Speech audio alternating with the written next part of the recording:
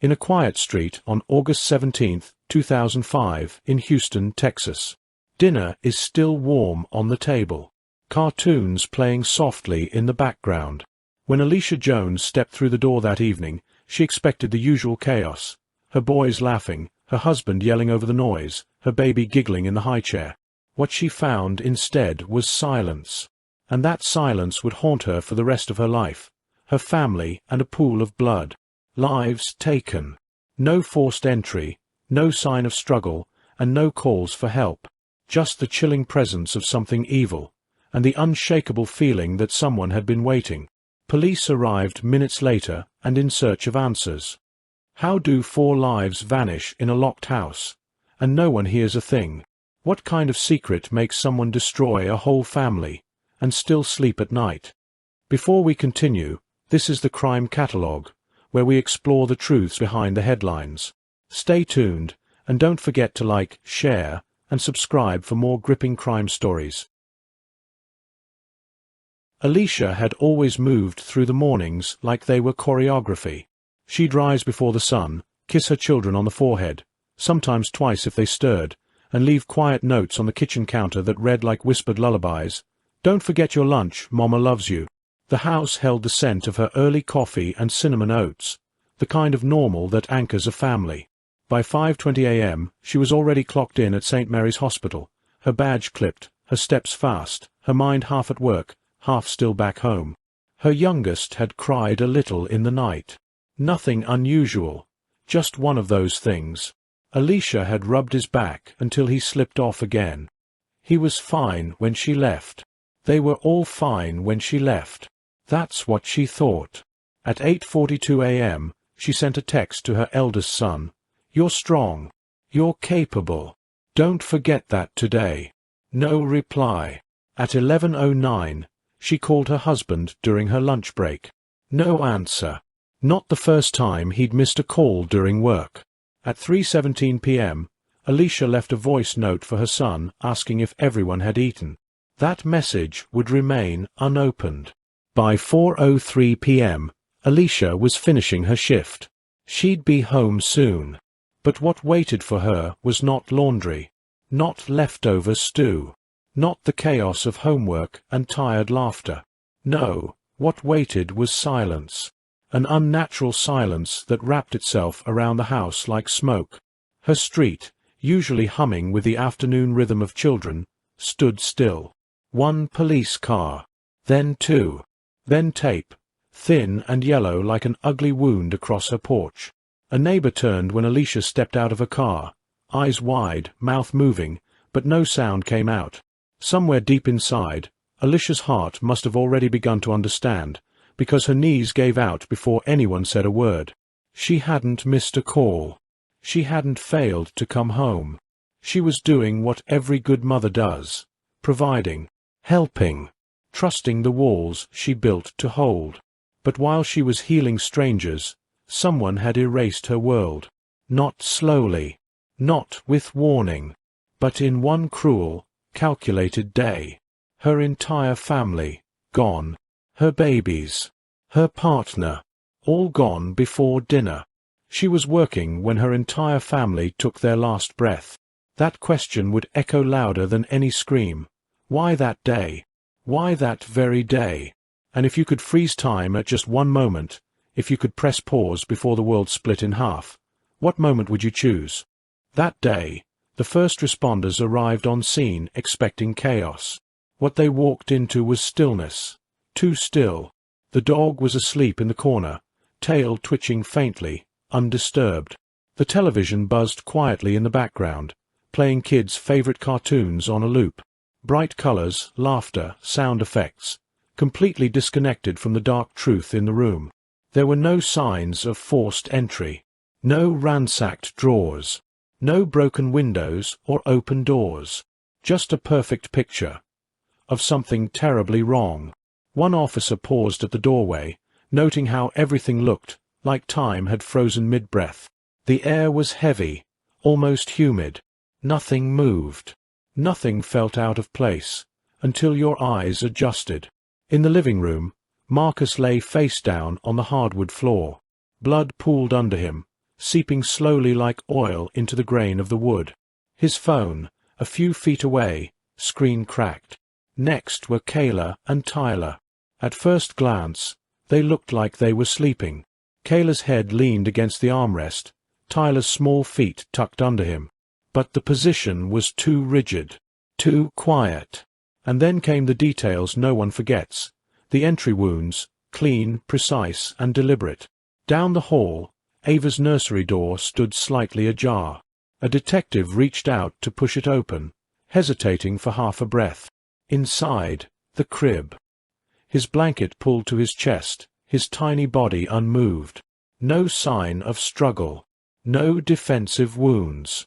A single shot. That was all. A crime scene technician later said, "It was like someone moved through that house like a shadow. No noise. No mess. Just endings." The forensic report confirmed what instincts had already whispered. Each bullet had been fired from close range. No hesitations. No wild shots. The killer had known exactly where to go. The layout of the home. The rhythm of the family. Their habits. Their routines. This wasn't random. This wasn't burglary gone wrong. Just picture this. 4 lives taken in just few minutes. No broken locks. No alarms. No neighbors heard a thing. Whoever did this belonged here once. Detectives struggled with the contradiction. How could a house filled with so much life go so quiet, so cleanly? There were no screams. No resistance. No overturned furniture. Whoever had come through those walls had expected the silence. Controlled it. Designed it. A retired profiler brought in on the case offered this chilling observation. This was someone who knew that house like a map in their mind. Someone who wanted control more than chaos. They didn't kill in rage. They killed with purpose. Back at the station, photos from the scene were pinned up. Ava's baby socks on the carpet, Tyler's art project still taped to the wall, Kayla's planner open to a page with a smiley face beside "Family Game Night." Small things. But they screamed louder than gunfire. Sometimes it's not the blood or the bullets that haunt you. It's what's left behind. The spoon still in the cereal bowl, the drawing that never got colored in, the cartoon still playing when no one is watching. One detective asked quietly during a briefing, if someone loved this family once, how did they walk away from that crib? Could you live with knowing something like this? Could you remember, if the memory came with that much pain? Or would you bury it so deep, even you couldn't find it again? Marcus Jones was the kind of man you nodded to in the grocery store. Not because he was famous, though he once had his moment under stadium lights, but because he stayed. In a world where people vanish from old neighborhoods when the spotlight fades, Marcus stayed. An ex-football star turned HVAC technician, Marcus worked with his hands and kept his family grounded. He coached kids at the community center on Saturdays, barbecued for church fundraisers, and never missed his son's school plays. He had scars, some physical, some emotional, but he bore them quietly. Born in Cleveland's South Glen district, Marcus had clawed his way out of generational poverty. His childhood was littered with evictions, school suspensions, and bruises from fights he never started. By the time he turned 18, he had one shot, college ball, and he took it. He didn't make it to the pros. A torn ACL ended that dream. But he built a life, married his high school sweetheart, raised 3 kids, bought a modest home on Sheridan Lane. So when detectives walked through the blood-slicked kitchen of the Jones household, they weren't just looking for signs of forced entry. They were looking for something that didn't fit. Marcus was known.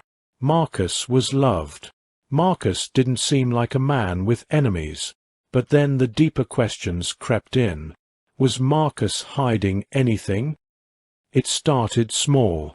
A single missed appointment at the HVAC job 2 weeks before the murders. A sudden $4,500 withdrawal from their joint bank account just 3 days before they died. Alicia had no known large purchases. There were no receipts, no vacation plans, no gifts delivered. We thought maybe it was a loan. But no one knew who it went to. There's no paper trail beyond that ATM. Then came whispers. People who knew Marcus from back in the day began calling the tip line. Not to say he was dangerous. No, Marcus wasn't that. But to say he had ghosts. Among those ghosts was a name, Tremaine Haskins. Tremaine wasn't famous. Not in any legal system. But his name came up more than once.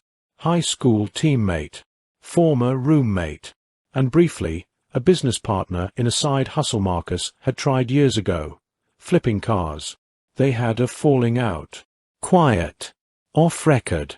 But something about it lingered. When detectives visited Tremaine's last known address in Dayton, the apartment was empty. No forwarding information. No employer. No social. Then the back door print. Crime scene techs had gone over the scene 3 times. It wasn't until the lab did a second sweep on the back patio doorknob, right near where the screen was slit, that something showed up. A clean, partial thumbprint. Not Marcus. Not Alicia. Not the neighbors or any known visitors. It belonged to one Tremaine Haskins. He shouldn't have known where the Joneses lived. They moved here 4 years ago. No listings. Private sale. Nothing on record tying them back together. So how did a man from Marcus's past leave a print at the scene of his family's murder? And why was there no sign of forced entry? How well do you really know who's watching you? Do you know who remembers you, even after you've forgotten them? Do you know who you let into your past, that might still be walking through the shadows of your present? On that Wednesday night, a night that carried no omen, no tremor in the air, no thunder cracked the sky. The house on Crestwood Lane was still, safe, wrapped in the ordinary calm of a family night before the start of a new school year. Inside, laughter echoed gently through the living room. Marcus tucked Kayla into bed first, his little fingers pointing toward the paper butterflies he'd helped hang above his pillow. "Sweet dreams, superstar," he whispered, pressing a kiss to his forehead before moving to Tyler's room, where the crooked superhero poster above the bed greeted him like an old joke. Tyler, in his oversized pajama shirt, grinned. "You always miss," he teased as Marcus gave a mock punch. "I'm saving my power for school drop-off tomorrow," Marcus said, smiling. Before heading out to lock the door, Marcus gently tucked little Ava into bed, his youngest, already drifting off to sleep with his stuffed bear. Lights out. Doors shut. The house breathed out. Marcus was a man of rituals. Once the kids were asleep, he curled into the couch, balancing a bowl of microwave popcorn on his chest while the television cycled through cartoon reruns. At exactly 9:32 p.m., Alicia called from her shift at the hospital. They didn't talk long. She just needed to hear their voices. "They're safe," he told her. "You'll be home soon." If Marcus had any thoughts that night, they were probably ordinary ones. Packing lunches. Fixing Tyler's bike. Braiding Kayla's hair in the morning. He planned to call in for the day, just to be present. Just to be a dad. That's what the morning was supposed to be. New beginnings, photos at the front porch, mismatched socks and juice boxes. But at 10:18 p.m., the outside security light flickered twice and then steadied. Nobody noticed. Nobody thought much of it. No windows shattered. No alarms went off. There was no crash, no scream, no frantic barking from the neighbor's dog. There was only the soft, almost polite sound of a front doorknob turning and giving way. The house was unlocked. Or someone had a key. Whatever entered that night didn't force its way in. It moved through the space like it belonged, like it knew the corners, the layout, the routine. Police would later say the first shot was fired after 9:30 p.m. But there was no witness. No one alive heard it. In the living room, the cartoon still played. A bright-eyed character laughed on screen while the real laughter, the living, breathing joy of the house, was abruptly silenced. By 10:43 p.m., Alicia pulled into the driveway. She didn't expect anything out of place. She imagined she'd walk into a mess of popcorn on the floor and Tyler still awake. But as she opened the front door, something in her gut twisted. The television flickered. The lights were on. But the silence was wrong. The kind of silence that doesn't welcome, it warns. Her purse slipped from her shoulder. "Marcus," she called. No answer. She stepped further in. The bowl of popcorn was overturned. The living room undisturbed. But her husband's keys were still on the table. Her kids' backpacks untouched. Her son's shoes still neatly lined at the door. And no one greeted her. What happened in those few minutes between the flicker of the porch light and her arrival was swift, methodical, and devastating. No shattered furniture. No signs of struggle. Just an erasure of life so precise it left no fingerprints on the soul, only emptiness. Later, investigators would say it was a clean job. But nothing about it felt clean to Alicia. Nothing ever would again. That night, something walked in. Something cold, deliberate, and unhurried. It didn't rage. It didn't shout. It came in like a whisper and left like a ghost. When Alicia called out into the silence, her voice sounded foreign to her, hollow and trembling. She didn't yet know the truth. But she felt it. In her bones. In her chest. In that haunting hush that follows a bullet no one heard. Tremaine Haskins didn't have much. No home of his own, no consistent work, no family that would claim him publicly. Tremaine Haskins, 27, was the kind of name that didn't raise eyebrows at precincts because it was rarely uttered at all. A juvenile record here, a stolen phone there, crimes that clung to corners, low profile, low effort, and invisible in the eyes of a system built to chase headlines, not ghosts. He once did a job with Marcus. That much detectives could verify. But it was minor. A scrap metal gig that lasted 3 weeks in a rusted yard behind Union Hill. He'd never been to Marcus's house, he insisted. He barely remembered the man's last name, but his fingerprint said otherwise. On the back door, to be exact, right side, upper panel, the only foreign print lifted from the entire house. It was recovered 36 hours after the murders, in a scene already overwhelmed with smudges, soot, and blood. Tremaine's print stood alone, precise, unmistakable. The detectives moved quickly. He was found not far from South Pike, at a coin-operated car wash where he worked part-time and slept most nights in an abandoned Dodge Caravan parked behind the lot. He didn't run when they approached, didn't ask why, just stepped forward and said, "I ain't done nothin'." Inside the interview room, he was calm, almost too calm. Not indifferent, but distantly grounded, like someone who'd learned early in life to keep his emotions quiet. He leaned back, arms crossed, eyes fixed on the condensation building inside the one-way mirror. When they confronted him with the fingerprint, his response was clipped. Detective told him, "Your fingerprint was on the back door of the house." Tremaine responded saying, "That's not possible." Detective looked him in the eyes and said, "It's not a mistake." Tremaine replied after a pause, "I don't got no reason to be at that house. I don't even know where it is." The tension in the room thickened. One detective leaned forward, voice sharp with frustration. "This isn't traffic court, Trey. A man and 3 babies were murdered. That print, that puts you there." But Tremaine's face didn't shift. He just blinked slowly, as if refusing to be pulled into the pain of something he claimed no part in. His alibi? A car wash punch card. 12 stamps, including 2 from the day of the murders. Time stamped. And a receipt from a gas station 5 blocks away at 10:07 p.m., the same hour detectives estimated the victims were being killed. Was it airtight? No. But it was solid enough to raise doubt. No blood. No DNA.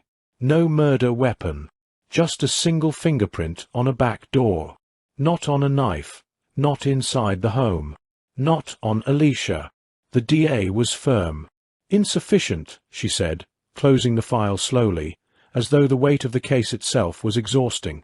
"We don't build murder charges on coincidence and circumstance." But in the squad room, it didn't sit right. One detective said, "It's too clean." Another said, "Too lucky." But the third said nothing. He just watched the footage of Tremaine's interview again, frame by frame, silent, then rewound. Again.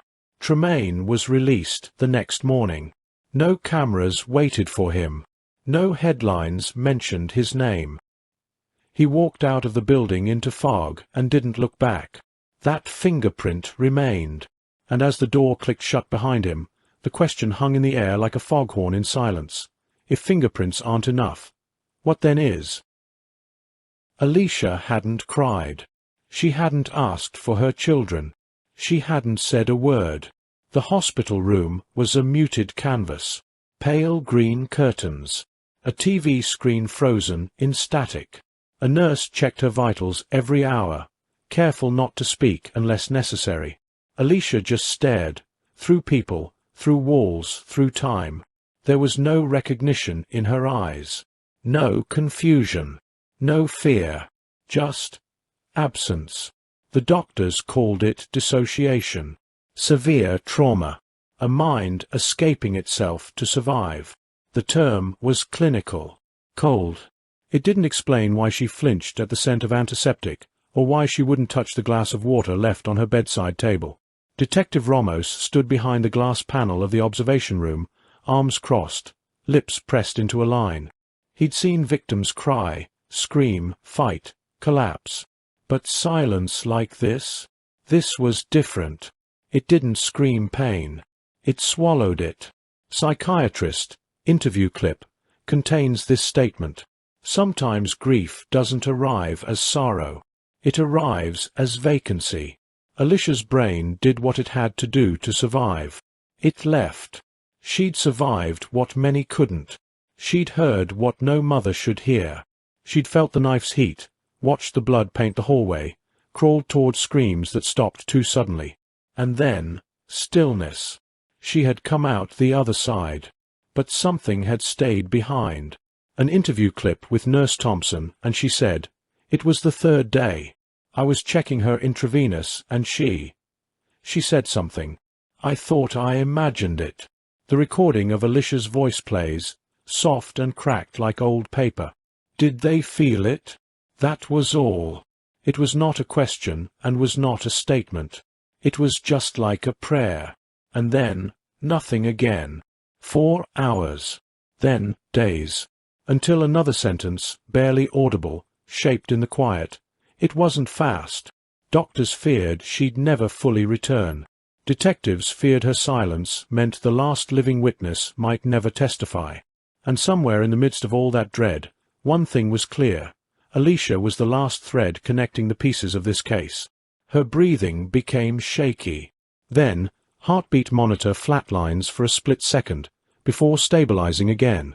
Ramos visited again that night, but didn't come to take any note. He came with only a photo, the photo of Marcus. He placed it by her side, asked no questions and showed no expectation. He watched her eyes track to the image, just for a moment. She blinked, took a deep breath, then, tears rolled down her eyes. The first. Loss doesn't always cry. Sometimes, it stops speaking. But for silence, it can break.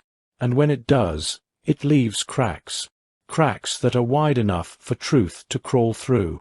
On the funeral day, the sky that morning was grey and just heavy, as if the world, too, had run out of tears.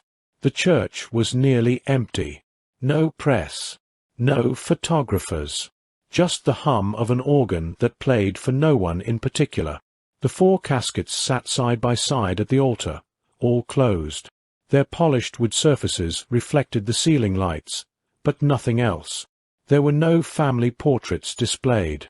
No childhood videos rolling on a screen. Just names on plaques, and even those were small, almost apologetic.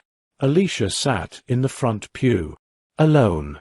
Her face was unreadable, eyes dry, mouth set like stone.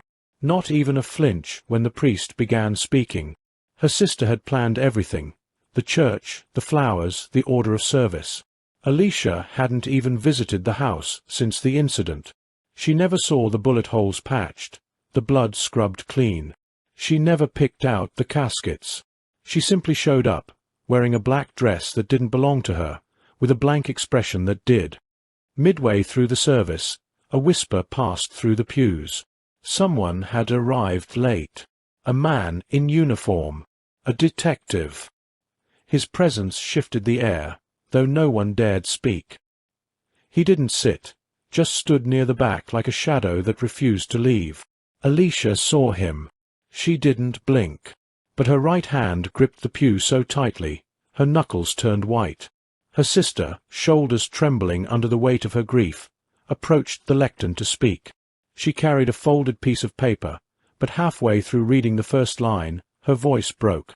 She looked to Alicia for strength, or permission, or something, but Alicia just looked ahead, toward the caskets, as if her gaze could drill through the wood and speak to the silence inside. The sister swallowed her sob and stepped down. The paper remained unread. After the church, no one followed Alicia. She didn't join the family lunch. Instead, she went to a small apartment she had never lived in before, furnished by someone else, arranged by social workers. But there, on the dining table, were 4 plates, still set. Forks, knives, napkins, water glasses. She hadn't touched them since the night before it all ended. Every day since, she set them again. Quietly, mechanically, as if the act could hold the world still, or wind it back. That night, she told the priest something no one else heard. Everything that needed to be said died with them. He didn't ask what she meant. He just nodded, as priests do when grief speaks in riddles. But behind her words was a finality, not just of death, but of secrets buried with the dead. The camera lingers on her sitting at the table, spooning soup into bowls that would never be eaten. 1 bowl, 2, 3, 4. A knock on the door interrupts her rhythm, but she doesn't move. She just listens. It's not the police, not her sister, just a soft, hesitant knock. It stops. Then silence. Again. Loss doesn't always cry. Sometimes it sets the table and waits for ghosts. If silence becomes your company, is that healing or haunting? The first officer on the scene described the layout of the bodies as almost ritualistic. Not chaotic, not random, but arranged. 3 children were shot, each in separate rooms, 2 with single shots to the head, the youngest found curled under a blanket as if still asleep. No signs of forced entry. No overturned furniture. Nothing stolen. It didn't look like a robbery, and yet the detectives treated it like a puzzle they weren't in a hurry to solve. Within 72 hours, the case was already going cold. Alicia, the mother, was interviewed twice but never arrested. Still, suspicion lingered, not because of any evidence, but because of how she carried herself. She didn't collapse on the floor or wail in front of cameras. She didn't perform her pain the way the public and the police seemed to expect. And so the silence around her was interpreted as guilt. One retired investigator later admitted, they thought she was too calm, too composed. They didn't see grief. They saw calculations. But maybe they didn't know what it means for a black woman to mourn in front of white men who've already made up their minds. Forensics should have filled in the gaps, but the report raised more questions than answers. 2 guns were used, a 9mm and a .22 caliber, indicating at least 2 assailants, or one who came prepared. 3 children were killed execution-style, shots to the head. 1 was shot in the chest from a distance. No signs of a struggle. No defensive wounds. Whoever did this had time. The back window latch showed signs of tampering, but no one dusted it for prints. Surveillance from a nearby gas station was never retrieved. 4 shell casings were reportedly found at the scene, and all 4 were logged into evidence. When pressed months later, the precinct said the chain of custody was unclear. Behind closed doors, investigators floated unsubstantiated theories. A drug connection, a domestic altercation, even a murder-suicide. They speculated wildly while ignoring the absence of motive, history, or psychological indicators. Alicia's husband, long separated, was barely questioned. One officer noted in his report, "Mother appears emotionally disconnected. No visible tears." As if her dignity was the problem. Statistically, the Houston Police Department's clearance rate for homicides involving black victims had been declining for years. A 2021 audit revealed that over two-thirds of unsolved murder cases in the district involved black or Hispanic individuals. Less overtime, fewer detectives assigned, and most importantly, less pressure to close the case. Alicia's tragedy wasn't treated like an emergency. It was labeled a community incident, a softened term used to avoid the political heat of calling it what it was, a targeted execution of children in their own home. When forensic technician Malik Torres raised concerns about sloppy documentation and missing items, he was told to let it go. As he later explained, it was an election year. Nobody wanted to rattle cages over 4 dead kids in a black neighborhood. The public outrage never came, and the media coverage faded within days. Alicia remained the only person still demanding answers, but by then, the police had already shifted focus to newer cases. They called it a dead end. She called it abandonment. 6 months later, at a community forum organized by local activists, Alicia stood up. She wore black and spoke without raising her voice. She looked the police chief in the eye and asked, "Do you know what it feels like to bury 3 children and a husband while the world questions your right to cry? To watch everyone look past the bullet holes and into your eyes, as if you're the one holding the gun?" Everywhere went quiet. No one responded, because no one had an answer. Not then, and not even now. With the pain still fresh in the viewer's mind, the focus now sharpens toward the unseen threads, those often missed by emotion-heavy eyes. Behavioral analysts and criminal psychologists weigh in, introducing a chilling theory. Whoever walked into Alicia's home that night knew those children. The shooter did not panic. There were no signs of hesitation, no forced entry, no erratic behavior. The bullets were placed with precision, the act executed without frenzy. It was, as one analyst put it, mechanical, void of emotional interruption. This wasn't a robbery gone wrong. It wasn't spontaneous rage. It was clinical. The revelation lands heavily. The children likely recognized the person who entered. One may have even smiled, greeted them by name. Experts describe a psychological profile of someone emotionally detached, socially familiar, yet deeply fractured. A killer capable of suppressing empathy entirely, moving with purpose, not panic. The shooter avoided the neighbors and anything that will build a trace. That timing wasn't random. Someone watched and waited patiently. Investigators revisit old interviews, phone records, and overlooked statements. A new thread emerges, buried inside the testimony of an elderly neighbor. The woman, long dismissed due to her fading memory, had mentioned a black pickup truck idling near the cul-de-sac. Not once, but for 2 nights before the shooting. At first, police thought little of it, just another vague recollection from a quiet street. But new footage from a distant construction camera confirms her claim. A vehicle matching that description lingered from 2 a.m. to 4 a.m. outside Alicia's street the day before the murders. Headlights off. Engine on. One memory, ignored. One detail, dismissed. One killer gone. The sentence is no longer poetic flourish. It's indictment. The case wasn't cold because the clues weren't there. It was cold because no one was listening closely enough. The black pickup becomes a key anchor. Who owned it? Why was it there? Did Alicia recognize it? Could the children have seen it before? As this theory gains traction, a more disturbing possibility begins to form. Experts propose that this might not have been the first time the perpetrator acted out this darkness. Similar unsolved child homicides within a 150-mile radius, cases written off as unrelated, are suddenly brought back into view. No official link. No matching DNA. But something in the method. Something eerily familiar. Alicia sits by her children's and husband's graves, her face pale but steady. Her voice breaks as she recalls something she hadn't considered important before. A strange man who once knocked on her door, weeks earlier, asking for someone who didn't live there. She hadn't thought much of it then. But now she isn't so sure. Had that man been scouting the house? And what if the person who did this had done it before? Not as a question, but as a warning. The story has changed. It's no longer about Alicia's family alone. It may be about someone who has walked through other doors, under other nights, with the same cold hands and hollow heart.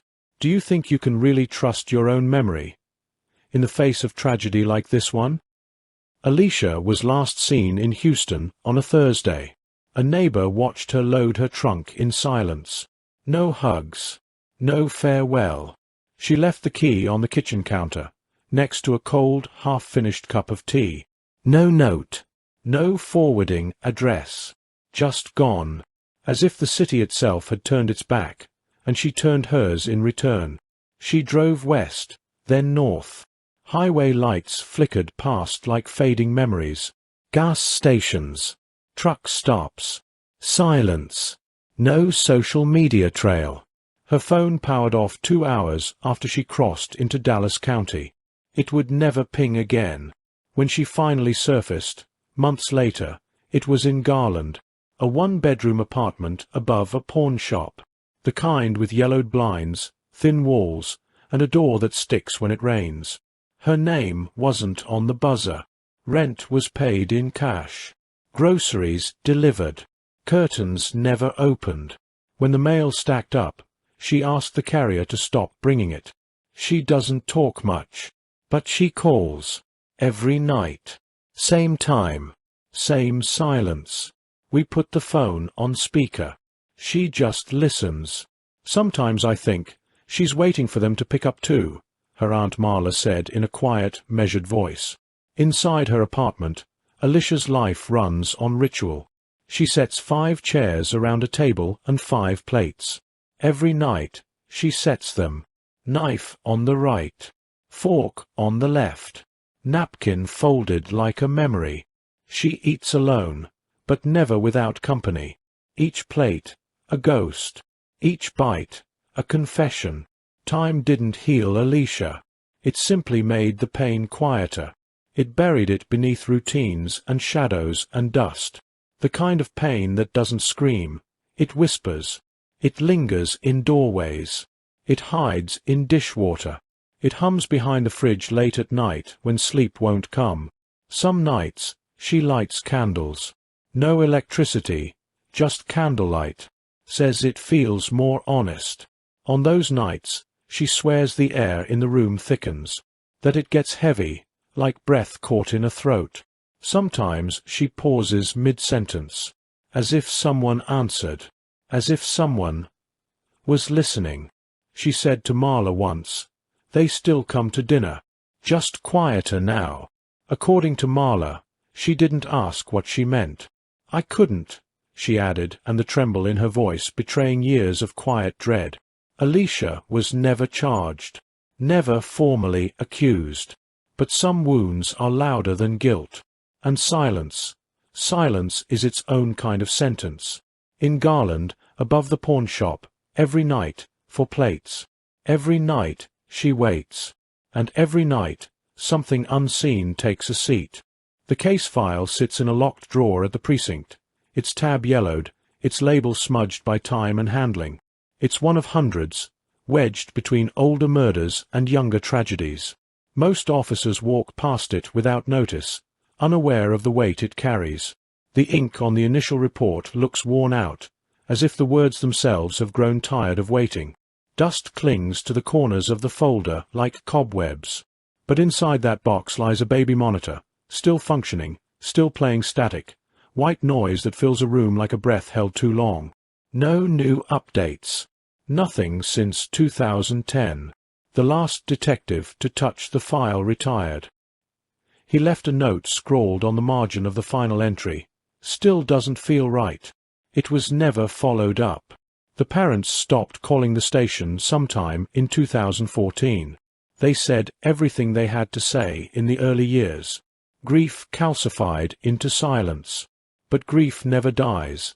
It merely changes its voice. Sometimes it screams. Sometimes it hums in static. There is no statute of limitation on sorrow.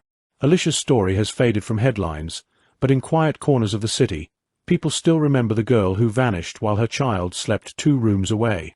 In Garland, her neighbors say she sets 4 plates at dinner. Not 3. Not 1. 4. She speaks softly at night, sometimes laughing, sometimes crying. She never changed her phone number, though it hasn't rung in years. In a drawer by her bedside, she keeps a photo with a sticky note on the back. Don't forget what they looked like. The cold file doesn't shout anymore. It whispers, through static, through memories, through that humming monitor. One technician, replacing an old wire cabinet, swears he heard a breath under the white noise. Just one. It was probably nothing. Probably. But what if reopening the file meant reliving everything? The trauma, the press, the suspicion, the unbearable hope. What if closure came at the cost of tearing open every scar? Would you want the killer found, if it meant bleeding all over again? The Jones family home was renovated in 2009. The exterior was repainted, the garden replanted, the windows replaced. New owners moved in, a young couple with no children, just a dog and an espresso machine humming in the kitchen. They say the house feels normal, cozy, even. The floorboards are the same. Under the polish, they still creak in that one hallway corner, right where Alicia was last seen walking, barefoot, half asleep, holding a sippy cup. Neighbors walk past and glance, but don't speak about it. Some things feel too sacred, too stained by the weight of absence. The house doesn't scream its past. It hums it, softly, like static from a forgotten baby monitor. Time has changed everything, except what matters. Some crimes leave behind evidence. Fingerprints, fibers, blood. Others leave behind a silence so thick, it wraps itself around every memory and never lets go. Alicia Jones vanished into that kind of silence. And for her, justice was never just about someone in handcuffs. It was about knowing why, knowing who, knowing how. But the truth, after all these years, still hasn't come home. If you know anything similar this case, no matter how small, share your thoughts below. Would you still believe in justice, even if it came too late? This has been the Crime Catalogue. If you made it this far, like, comment, and subscribe to hear the stories that must be told. And most importantly, share this video and thank you for watching.